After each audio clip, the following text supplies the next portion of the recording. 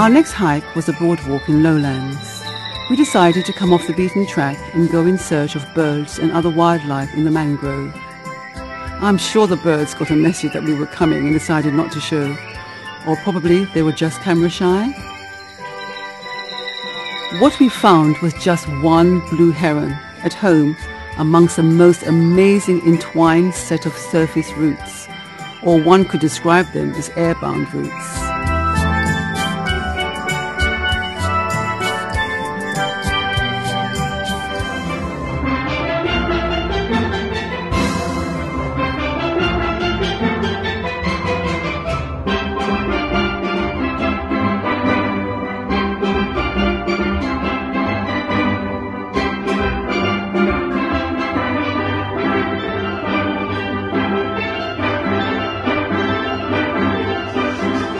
Grafton Bird Sanctuary was founded by Eleanor L. Founder, who was born in Tobago.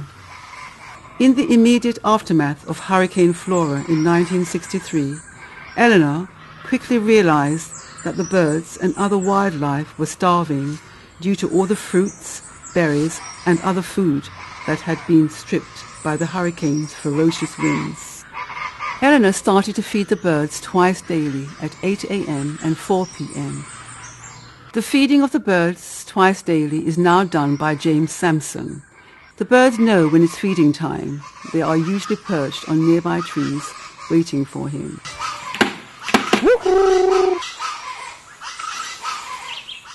Welcome to the rainforest of Tobago. Thank you. My name is Chris. I'm your guide for today on the Mason Trail. The walk throughout was heavy going due to the mud. Oh my goodness! Here's good, Come on, okay. Oh gosh! This is muddy! Imagine, as far back as 1765, when estate owners were cutting back the forest to plant sugarcane, Soma Jennings, a member of the British Parliament, was alerted by scientist Stephen Hales, who had the foresight to realise that the forest was worth saving. And they both started to petition the then Governor Sir William Young, who eventually signed an ordinance on April 13, 1776, making Tobago rainforest the first rainforest in the world to be protected for ecological reasons. It is now the oldest rainforest in the Western Hemisphere.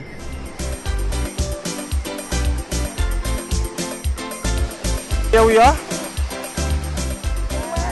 Welcome to the Argyle Waterfall.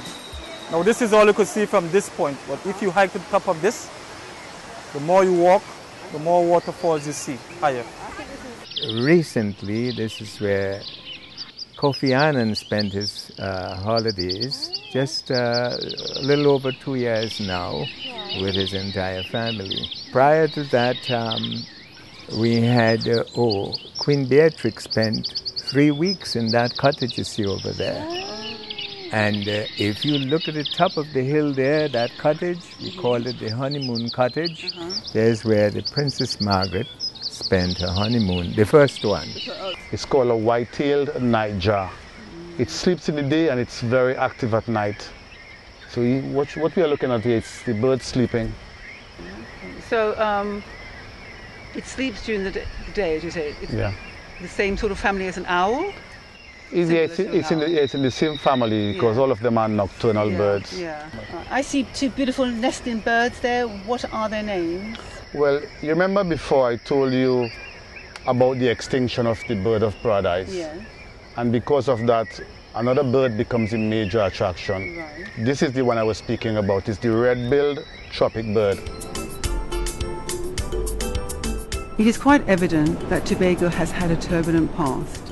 The island's coastline is littered with forts and cannons. There are 8 forts to be exact, and Fort King George, which is the most popular of them all. Having completed our journey around the island, we understood why Tobago is considered by many to be the Caribbean jewel in the crown. We only managed to cover the tip of the iceberg, but what is quite evident is that Tobago has something for everyone. Throughout our travels, it became quite clear that Tobago lives up to the catchphrase, clean, green and serene.